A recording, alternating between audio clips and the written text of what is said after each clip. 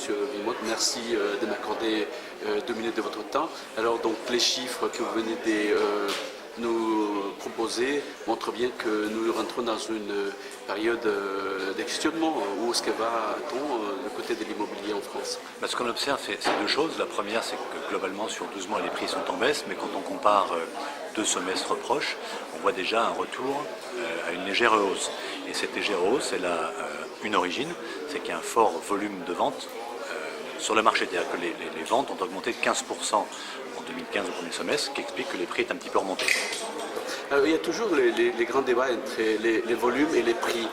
Donc vous nous indiquez aujourd'hui que c'est plutôt les prix qui font augmenter les volumes et qu'il ne faut pas trop pousser parce qu'on se trouve tout de suite dans un déséquilibre de marché. On avait à une époque parlé de valse à 3 temps. C'est-à-dire que quand les prix ont trop monté, les volumes de vente baissent parce que les agents ne peuvent plus acheter. Quand les volumes de vente baissent, les prix baissent. Et dès que les prix ont baissé, on voit les volumes repartir. On est sur une logique de plafond et de plancher. C'est-à-dire que les acheteurs peuvent ou ne peuvent pas acheter. Et effectivement, en ce moment, la baisse qu'on a connue depuis maintenant 3 ans, d'environ 6%, a ramené sur le marché des clients acquéreurs.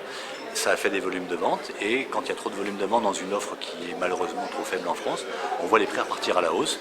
J'espère qu'il ne repartira pas trop, parce que s'il repart trop haut, on verra les volumes de vente corriger à nouveau. Dernière question, c'est toujours les contrastes entre Paris et la région Île-de-France, et les autres départements d'Île-de-France, et la région Île-de-France et la Provence. Est-ce que c'est quelque chose de cette éternelle question Paris, les locomotives de la France ou inversement Paris n'est pas la France. Paris est un marché très particulier qui cumule tous les excès du marché, peu d'offres, peu de construction, beaucoup d'acquéreurs à pouvoir d'achat extrêmement élevé. Donc Paris, contrairement à la France au premier semestre, n'a pas encore remonté ses prix. Mais néanmoins, il est à 8 000 € du mètre carré, là où on a un prix mètre carré en France à 2 000 €. Donc c'est 4 fois plus cher. Donc Paris est un marché particulier. C'est 5% des ventes en France. Donc Paris est un marché à part. Il ne faut pas le comparer au reste de la France.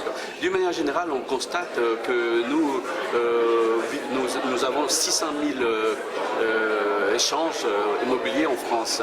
Est-ce que ces volumes restent toujours les mêmes ou est-ce que ça, pour vous, ça a un sens de parler de cette tendance Alors on est plutôt vers 750 000 que 600 000. On a connu 700 000 en 2013, en 2014. Là, je pense qu'on aura 750 000. Ça reste un volume de vente très confortable, qui est un peu loin, je l'accorde, des 825 000 qui est l'année historique, mais largement au-dessus des 425 000 qu'on a connus en 2008. D'accord. Donc on est quelque part sorti de l'ornière, de le pire. On est, oui, qui était pour moi 2009. Là, le marché, pour l'instant, il marche plutôt correctement. Donc Century se porte bien, oui. Se porte bien. J'ai vu que 15% des chiffres d'affaires, oui. C'est important. On est en bonne santé et les agences sont présentes sur le terrain et font leur travail correctement, ce qu'on voit dans les chiffres. Et prêts à embaucher, j'imagine. Oui. D'accord. Merci beaucoup. Merci, monsieur.